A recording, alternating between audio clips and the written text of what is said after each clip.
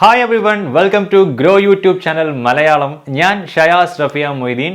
കഴിഞ്ഞ വീഡിയോയിൽ IPO initial public ഓഫറിംഗുമായി ബന്ധപ്പെട്ട് നമ്മൾ അറിഞ്ഞിരിക്കേണ്ട ബേസിക് ആയ കാര്യങ്ങളും എന്തിനാണ് കമ്പനികൾ IPO ലോഞ്ച് ചെയ്യുന്നത് എന്നുമെല്ലാം നമ്മൾ വിശദമായി പറഞ്ഞിരുന്നല്ലോ. കാണാത്തവർ ആ വീഡിയോ കൂടെ കാണുക എന്ന് പറഞ്ഞുകൊണ്ടാണ് നമ്മൾ തുടങ്ങുന്നത്. നിങ്ങൾ ഒരു IPOയിൽ ഇൻവെസ്റ്റ് ചെയ്യാൻ ശ്രമിക്കുകയാണെങ്കിൽ തീർച്ചയായും ഫേസ് ചെയ്യേണ്ടി വരുന്ന അതുകൊണ്ട് തന്നെ നല്ലവണ്ണം അറിഞ്ഞിരിക്കേണ്ട ഡിഫറെൻറ്റ് ടേംസ് എന്തൊക്കെയാണെന്ന് വിശദമായി നമുക്ക് ഈ വീഡിയോയിൽ നോക്കാം. ഈ വീഡിയോ കണ്ടു കഴിയുമ്പോൾ കൂടുതൽ കംഫർട്ടബിളായി അടുത്ത തവണ നിങ്ങൾക്കൊരു IPOയെ സമീപിക്കാൻ പറ്റുമെന്ന് ഉറപ്പാണ്. ഇത്തരത്തിൽ നിങ്ങൾ അറിഞ്ഞിരിക്കേണ്ട ഒരുപാട് കാര്യങ്ങൾ 2 or 3 വീഡിയോസായി നമ്മൾ ഈ ചാനലിൽ ഓരോ ആഴ്ചയും അപ്ലോഡ് ചെയ്യുന്നുണ്ട്. അപ്ലോഡ് ചെയ്യുമ്പോൾ തന്നെ ആ വീഡിയോസ് നിങ്ങളിലേക്ക് എത്താനായി ചാനൽ ഇപ്പോൾ തന്നെ ഒന്ന് സബ്സ്ക്രൈബ് ചെയ്യുക. ഒപ്പം തന്നെ ആ ബെൽ ഐക്കൺ കൂടെ ക്ലിക്ക് ചെയ്യാൻ മറക്കരുത്. തുടങ്ങുന്നതിന് മുമ്പ് പറയട്ടെ, ഈ ചാനലിൽ നമ്മൾ ചെയ്യുന്ന എല്ലാ വീഡിയോസും എഡ്യൂക്കേഷണൽ പേർപ്പസിന് വേണ്ടി മാത്രമുള്ളതാണ്. ഈ വീഡിയോകളിൽ നമ്മൾ എന്തെങ്കിലും വാങ്ങാനോ വിൽക്കാനോ പ്രൊമോട്ട് ചെയ്യുന്നില്ല. ആളുകൾക്ക് ഈ വിഷയങ്ങൾ പഠിപ്പിക്കുക എന്ന ഉദ്ദേശത്തോടെയുള്ള എഡ്യൂക്കേഷണൽ പേർപ്പസിൽ മാത്രമുള്ള വീഡിയോസാണിത്. സ്റ്റോക്കുകൾ നിക്ഷേപിക്കുന്നത് വിപണിയിലെ ലാഭനഷ്ട സാധ്യതകൾക്ക് വിധേയമാണ്. So let's begin. ഒരു നല്ല എക്സാമ്പിൾ വെച്ച് സിമ്പിളായി IPOയുമായി ബന്ധപ്പെട്ട എല്ലാ ടേംസും നമുക്ക് ഓരോന്നായി എക്സ്പ്ലെയിൻ ചെയ്യാം. ബർഗർ കിങ് എന്ന കമ്പനി നടത്തിയ IPO നമുക്ക് ഉദാഹരണമായി എടുക്കാം. ആ IPOയുടെ ഡീറ്റെയിൽസ് നമുക്കൊന്ന് നോക്കാം. IPO opening date December 2, 2020. IPO closing date 4th December 2020. IPO price ₹59 to ₹60 per equity share. Market lot 250 shares. Listing date December 14, 2020. Listing price ₹135 per share. Issue size 810 crores. Fresh issue 450 crores. Offer for sale 360 crores. ഇത്രയും terms നമുക്കിതിൽ കാണാൻ പറ്റും. We will start with IPO opening and closing date. IPO ആരംഭിക്കുന്ന തീയതിയാണ് opening date. IPOക്കായി നമുക്ക് apply ചെയ്യാൻ സാധിക്കുന്നത് ഈ ഓപ്പണിംഗ് ഡേറ്റ് മുതലാണ്. IPOക്ക് അപേക്ഷിക്കാവുന്ന അവസാന തീയതിയാണ് IPO closing date. So simple. Burger King IPOയിൽ നമുക്ക് കാണാം IPO opened on December 2nd, 2020 and closed on December 4th, 2020. Next one, listing date. നമുക്കറിയാം IPO വഴി ഒരു കമ്പനിക്ക് സ്റ്റോക്ക് എക്സ്ചേഞ്ചിന്റെ ഭാഗമാകാൻ സാധിക്കുന്നു. സ്റ്റോക്ക് എക്സ്ചേഞ്ചിൽ ആ കമ്പനി ഇങ്ങനെ ലിസ്റ്റ് ചെയ്യപ്പെടുന്ന ഡേറ്റ് ആണ് ലിസ്റ്റിംഗ് ഡേറ്റ്. ഈ ഡേറ്റിൽ കമ്പനിയുടെ ഷെയറുകൾ സ്റ്റോക്ക് എക്സ്ചേഞ്ചിൽ ട്രേഡ് ചെയ്യപ്പെടുന്നു. Burger king stock exchange list ചെയ്യപ്പെട്ടത് 14th December 2020 ആ കമ്പനിയുടെ ഷെയറുകൾ IPOയിലൂടെ വാങ്ങിയ ട്രേഡേഴ്സിന് കമ്പനി ഇങ്ങനെ ലിസ്റ്റ് ചെയ്യപ്പെട്ടതിന് ശേഷം ആ ഷെയറുകൾ സെക്കൻഡറി മാർക്കറ്റിൽ ട്രേഡ് ചെയ്യാൻ സാധിക്കും. അടുത്തത്, price band of an IPO launch ചെയ്യുമ്പോൾ ഒന്നെങ്കിൽ കമ്പനി ഒരു ഫിക്സഡ് പ്രൈസിന് ഷെയറുകൾ നമുക്ക് ഓഫർ ചെയ്യും, അല്ലെങ്കിൽ ഫിക്സഡ് പ്രൈസിന് പകരം ഒരു പ്രൈസ് റേഞ്ച് ആണ് ഓഫർ ചെയ്യുക. ആ റേഞ്ചിനകത്തുള്ള ഒരു പ്രൈസ് വെച്ച് ഇൻവെസ്റ്റേഴ്സായ നമുക്ക് ഷെയറുകൾക്കായി ബിഡ് ചെയ്യാം. ഈ റേഞ്ചിനെ IPOയുടെ പ്രൈസ് ബാൻഡ് എന്ന് വിളിക്കുന്നു. ഇന്ത്യയിൽ നമ്മൾ കണ്ടുവരുന്ന മിക്ക IPOകളിലും ഇങ്ങനെയാണ് കാര്യങ്ങൾ നടക്കാറുള്ളത്. നമ്മുടെ എക്സാമ്പിൾ വീണ്ടും എടുക്കാം. ബർഗർ കിങ്ങിന്റെ ഈ IPOയുടെ price band 59 to 60 rupees per share ആണ്. ഇവിടെ 59 rupees എന്നത് ഒരു ഇൻവെസ്റ്റർക്ക് ഷെയറുകൾക്ക് വേണ്ടി ബിഡ് ചെയ്യാവുന്ന മിനിമം പ്രൈസ് ആണ്. ഇതിനെ ഫ്ലോർ പ്രൈസ് എന്നാണ് പറയാം. Floor price. ഇതേപോലെ ഒരു ഇൻവെസ്റ്റർക്ക് ഷെയറുകൾക്ക് വേണ്ടി ബിഡ് ചെയ്യാവുന്ന മാക്സിമം പ്രൈസിനെ ക്യാപ് പ്രൈസ് എന്ന് പറയും. In the case of Burger King IPO, the cap price is 60 rupees per share. അപ്പോൾ ഫ്ലോർ പ്രൈസ് ആയി, ക്യാപ് പ്രൈസ് ആയി. ഇനി പറയേണ്ടത് കട്ട് ഓഫ് പ്രൈസിനെ കുറിച്ചാണ്. IPOയുടെ പ്രൈസ് ബാൻഡിന് അകത്ത് വരുന്ന ഏത് വിലക്കാണ് ഷെയറുകൾ ബിഡേഴ്സിന് അലോട്ട് ചെയ്യേണ്ടതെന്ന് കമ്പനി ഇൻവെസ്റ്റ്മെന്റ് ബാങ്ക്സുമായി ചേർന്ന് നിശ്ചയിക്കുന്നു. ഈ വിലയാണ് കട്ട് ഓഫ് പ്രൈസ് എന്ന് നമ്മൾ പറയുന്നത്. Investment bank cut off price, ഇതിനെക്കുറിച്ചൊക്കെ നമ്മൾ പ്രീവിയസ് വീഡിയോയിൽ ഡീറ്റെയിൽ ആയിട്ട് പറഞ്ഞിരുന്നല്ലോ. ബർഗർ കിങ്ങിന്റെ കട്ട് ഓഫ് പ്രൈസ് എത്ര ആയിരുന്നു എന്ന് നിങ്ങൾ ഓർക്കുന്നുണ്ടോ? 60 rupees പെർ ഷെയർ. അപ്പോൾ 60 രൂപയ്ക്കുള്ള ലോട്ട് എടുത്ത് ബിഡ് ചെയ്തവർക്കായിരിക്കും ഇവിടെ ഷെയർ അലോട്ട് ചെയ്ത് കിട്ടാനുള്ള സാധ്യത. ഇനിയുള്ളത് ലോട്ട് സൈസ്. നമ്മളൊരു IPOക്കായി അപ്ലൈ ചെയ്യുമ്പോൾ നമുക്ക് തോന്നിയ അത്ര ഷെയറുകൾക്കായി ബിഡ് ചെയ്യാനൊന്നും നമുക്ക് സാധിക്കില്ല. പകരം നമ്മൾ ലോട്ട് എടുക്കുകയാണ് വേണ്ടത്. ഓരോ ലോട്ടിലും ഒരു ഫിക്സഡ് നമ്പർ ഓഫ് ഷെയർസിന് ഈക്വൽ ആയിരിക്കും ഓരോ ലോട്ടും. ബർഗർ കിങ് IPOയിൽ 1 lot ഈസ് 250 ഷെയർസ്.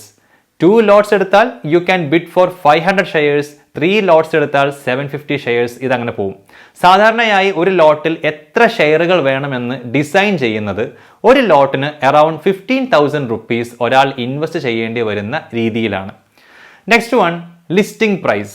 നമുക്കറിയാവുന്ന പോലെ സ്റ്റോക്ക് എക്സ്ചേഞ്ചിൽ ഒരു കമ്പനിയുടെ സ്റ്റോക്കുകൾ ലിസ്റ്റ് ചെയ്യപ്പെടുന്ന ഡേറ്റ് ആണ് ലിസ്റ്റിംഗ് ഡേറ്റ്. അത് നമ്മൾ നേരത്തെ പറഞ്ഞു. അങ്ങനെ ലിസ്റ്റ് ചെയ്യപ്പെട്ട ശേഷം സ്റ്റോക്ക് മാർക്കറ്റിൽ ഈ സ്റ്റോക്കുകൾ ഏത് പ്രൈസിനാണോ ഓപ്പൺ ആകുന്നത് അതിനെയാണ് ലിസ്റ്റിംഗ് പ്രൈസ് എന്ന് വിളിക്കുന്നത്.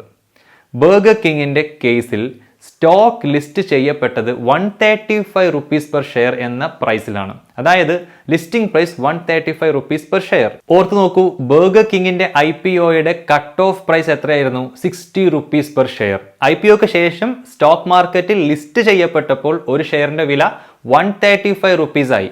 അപ്പോൾ നോക്കുക, IPOയിൽ 60 രൂപക്ക് ഷെയറുകൾ വാങ്ങിയ ഒരാൾക്ക് 2020 ഡിസംബർ 14 ഒരു ഷെയറിന് 135 റുപ്പീസ് എന്ന നിരക്കിൽ അത് വിൽക്കാൻ പറ്റും. 125% ആണ് റിട്ടേൺ. ഈ റിട്ടേണിനെ നമ്മൾ ലിസ്റ്റിംഗ് ഗെയിൻ എന്ന് പറയും. അടുത്തത് ഇഷ്യൂ സൈസ്.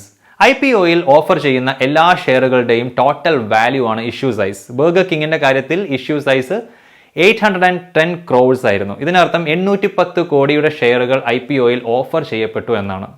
ഇനി രണ്ട് ടേമുകൾ പറയാം, fresh issue and offer for sale. നമുക്കറിയാവുന്ന കുറച്ച് കാര്യങ്ങൾ ഒന്നുകൂടെ പറഞ്ഞുകൊണ്ട് ഇവയെക്കുറിച്ച് നമുക്ക് സംസാരിക്കാം. ഒരു കമ്പനി IPO ലോഞ്ച് ചെയ്യുമ്പോൾ അതിൻ്റെ ഷെയറുകൾ പബ്ലിക്കിന് ഓഫർ ചെയ്യുന്നു. ഇതുവഴി നിക്ഷേപിക്കപ്പെടുന്ന എമൗണ്ട് കമ്പനിക്ക് കിട്ടുന്നു. കമ്പനികൾ ഇങ്ങനെ കിട്ടുന്ന ക്യാപിറ്റൽ പുതിയ പ്രൊജക്റ്റുകളിൽ ഇൻവെസ്റ്റ് ചെയ്യാനോ കമ്പനി എക്സ്പാൻഡ് ചെയ്യാനോ അല്ലെങ്കിൽ കമ്പനിക്കുള്ള കടങ്ങൾ ഡെറ്റ് റെഡ്യൂസ് ചെയ്യാനോ ഒക്കെ ഉപയോഗിക്കുന്നു. IPOയുടെ ഈ പാർട്ടിനെയാണ് നമ്മൾ ഫ്രഷ് ഇഷ്യൂ എന്ന് പറയുന്നത്. അപ്പോൾ എന്താണ് ഓഫർ ഫോർ സെയിൽ? IPO നടക്കുന്നതിനൊക്കെ എത്രയോ മുൻപ് തന്നെ കമ്പനിയുടെ തുടക്കകാലത്ത് അതിൽ ഇൻവെസ്റ്റ് ചെയ്ത് ഒരുപാട് ഷെയറുകൾ ഓൺ ചെയ്തു വെച്ചിട്ടുള്ള ഷെയർ ഹോൾഡേഴ്സും ഓൾറെഡി ഉണ്ടാകും. IPOയിലൂടെ ഈ ഷെയർ ഹോൾഡേഴ്സിന് അവരുടെ കയ്യിലുള്ള ഷെയറുകളും വിൽക്കാനാകും. കമ്പനിയിൽ അവർ നടത്തിയ ഇൻവെസ്റ്റ്മെന്റിന് ഇതിലൂടെ ഇങ്ങനെ റിട്ടേൺ സമ്പാദിച്ച് ആ കമ്പനിയിൽ നിന്ന് അവർക്ക് എക്സിറ്റ് ആകാനുള്ള ഒരു ഓപ്ഷൻ കൂടിയാണിത്. മിക്ക IPOകളിലും IPOയുടെ കൂടെ തന്നെ ഇങ്ങനെ ഓൾറെഡി എക്സിസ്റ്റ് ചെയ്യുന്ന ഷെയർ ഹോൾഡേഴ്സ് അവരുടെ ഷെയറുകൾ വിൽക്കാറുണ്ട്. ഇതിനെയാണ് ഓഫർ ഫോർ സെയിൽ എന്ന് പറയുന്നത്, OFS. OFSിലൂടെ ലഭിക്കുന്ന പണം പോകുന്നത് കമ്പനിയിലേക്കല്ല, നിലവിലുള്ള ഓഹരി ഉടമകളിലേക്കാണ്. ബർഗർ കിങ്ങിന്റെ IPO ഇഷ്യൂ സൈസായ നേരത്തെ പറഞ്ഞ 810 ക്രോഴ്സിൽ 450 ക്രോഴ്സ് ഫ്രഷ് ഇഷ്യൂവിലൂടെയും 360 ക്രോഴ്സ് ഓഫർ ഫോർ സെയിൽ വഴിയുമാണ് അവർ സമാഹരിച്ചത്. ഇനി റെഡ് ഹെറിംഗ് പ്രോസ്പെക്ടസ് RHP എന്താണെന്ന് നോക്കാം. IPOക്ക് മുൻപ് കമ്പനിയെക്കുറിച്ചുള്ള ഇൻഫോർമേഷൻസ് ഇൻവെസ്റ്റേഴ്സിനെ അറിയിക്കാനുള്ള ഒരു ഡോക്യുമെന്റ് ആണ് റെഡ് ഹെറിംഗ് പ്രോസ്പെക്ടസ്. കമ്പനിയുടെ ബിസിനസ് ഓപ്പറേഷൻസ്, ഫിനാൻഷ്യൽസ്, പ്രൊമോട്ടേഴ്സ്, പിന്നെ എന്തിനാണ് ഈ ഫണ്ട് റേസ് ചെയ്യുന്നത് എന്ന ഒബ്ജക്റ്റീവ്, ഇതിനെക്കുറിച്ചൊക്കെ വിശദമായ വിവരങ്ങൾ നൽകുന്ന ഈ ഡോക്യുമെന്റ് ഇൻവെസ്റ്റേഴ്സിന് വളരെയധികം യൂസ്ഫുൾ ആണ്. IPOയിൽ ഇൻവെസ്റ്റ് ചെയ്യുന്നതിൻ്റെ പൊട്ടൻഷ്യൽ റിസ്കുകളെക്കുറിച്ചും ഈ ഡോക്യുമെന്റ് നിക്ഷേപകരെ അറിയിക്കും. ബർഗർ കിങ്ങിന്റെ RHP ഡോക്യുമെന്റിൽ അവർ പുതിയ റെസ്റ്റോറൻറ്റുകൾ തുറക്കാൻ വേണ്ടിയുള്ള ക്യാപിറ്റൽ റൈസ് ചെയ്യാനാണ് IPOയിലൂടെ തങ്ങൾ ഉദ്ദേശിക്കുന്നത് എന്ന് വ്യക്തമാക്കിയിരുന്നു. അതിനൊപ്പം അവരുടെ ബിസിനസ് ഫിനാൻഷ്യൽസും മുൻകാലത്തെ പെർഫോമൻസിന്റെ ഡീറ്റെയിൽസും ഫ്യൂച്ചർ ഔട്ട്ലുക്കും എല്ലാം ഷെയർ ചെയ്തിരുന്നു. കൂടാതെ കമ്പനിക്കും അതിൻ്റെ ഡയറക്ടേഴ്സിനുമെതിരായ ക്രിമിനൽ ആൻഡ് ലീഗൽ കേസുകളുടെ വിശദാംശങ്ങൾ വരെ റെഡ് ഹെറിംഗ് പ്രോസ്പെക്ടസിലൂടെ ബർഗർ കിങ് ഷെയർ ചെയ്തിരുന്നു. ഇനി last one, grey market price.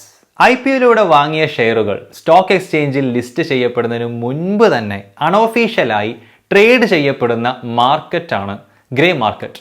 ഇത് അൺഒഫീഷ്യൽ ആയതുകൊണ്ട് തന്നെ യാതൊരു റെഗുലേഷൻസും ഇല്ലാതെയാണ് ഇവ നടക്കുക. ഗ്രേ മാർക്കറ്റിലെ എല്ലാ ട്രാൻസാക്ഷൻസും ക്യാഷ് ആയാണ് നടക്കുക. മാത്രമല്ല സ്റ്റോക്ക് എക്സ്ചേഞ്ചിലെ ട്രാൻസാക്ഷൻസ് പോലെ ഇവിടെ ട്രാൻസാക്ഷൻസിനെ ബാക്ക് ചെയ്യാൻ സ്റ്റോക്ക് എക്സ്ചേഞ്ചോ ബ്രോക്കേഴ്സോ ഒന്നുമില്ല. ഗ്രേ മാർക്കറ്റിൽ ഏത് പ്രൈസിലാണ് ഷെയർസ് ട്രേഡ് ചെയ്യപ്പെടുന്നത് എന്നറിയാൻ കഴിഞ്ഞാൽ ഈ ഷെയറുകൾ ലിസ്റ്റ് ചെയ്യപ്പെടുമ്പോൾ വരുന്ന ലിസ്റ്റിംഗ് പ്രൈസ് എത്രയായിരിക്കും എന്നൊരു ഐഡിയ നമുക്ക് കിട്ടും. ഇതെപ്പോഴും ആക്യുറേറ്റ് ആവണമെന്നൊരു നിർബന്ധമില്ല. അപ്പോൾ അടുത്ത വീഡിയോയിൽ നമ്മൾ IPOയിൽ പാർട്ടിസിപ്പേറ്റ് ചെയ്യുന്ന ഡിഫറെൻറ്റ് ടൈപ്സ് ഓഫ് ഇൻവെസ്റ്റേഴ്സിനെ കുറിച്ച് ഡിസ്കസ് ചെയ്യുന്നതാണ്. ഇമ്പോർട്ടൻ്റ് ആണ്, കാണാൻ മറക്കരുത്. ഈ വീഡിയോ നിങ്ങൾക്ക് ഇഷ്ടമായെങ്കിൽ ഒന്ന് ലൈക്ക് ചെയ്യുക ആൻഡ് ഓൾസോ പ്ലീസ് സബ്സ്ക്രൈബ്. അടുത്ത വീഡിയോയിൽ കാണാം. Thank you for watching. By.